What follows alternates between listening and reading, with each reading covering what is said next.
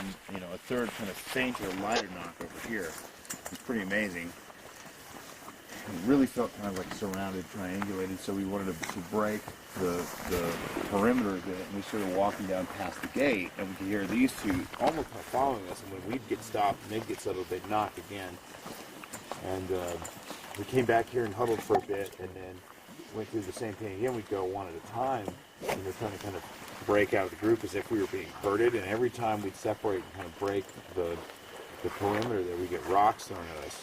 And at one point, I was standing just about right over there, and my friend John and I were talking, and we were kind of trying to head down that way, and this rock landed right in front of my feet, and I probably jumped 5 feet in the air. Scared the hell out of me. And that lasted for about 45 minutes, knocking back and forth and getting rocks thrown here and movement. So it's a good spot, and it's the kind of place too where, you know, people want to hang here with their cars. I think initially we'll make some sounds from right here, and then I'd be more than happy to take a group in. On the creeping factor, we hiked way back in there one time, the first time I ever came here, and found this abandoned camp.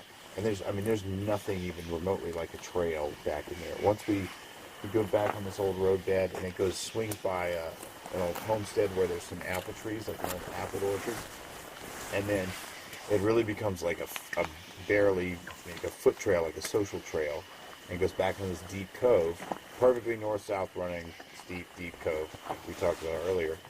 And back in there was this abandoned camp. There was a tent, it was a very nice tent, big tent, nice pillows in there.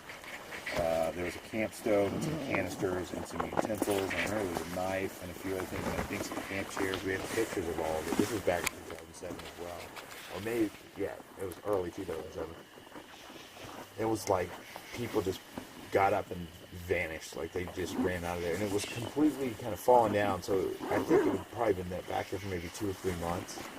And so we thought, okay, that's, you know, what would make you leave all your expensive camping gear? It was obviously multiple people too. It wasn't one person. It was a big tent.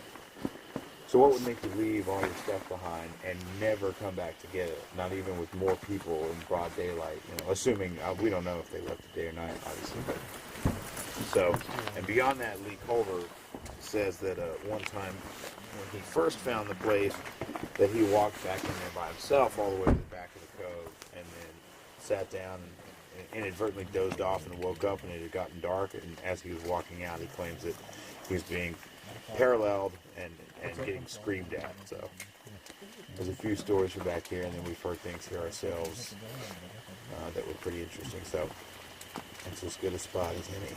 And we're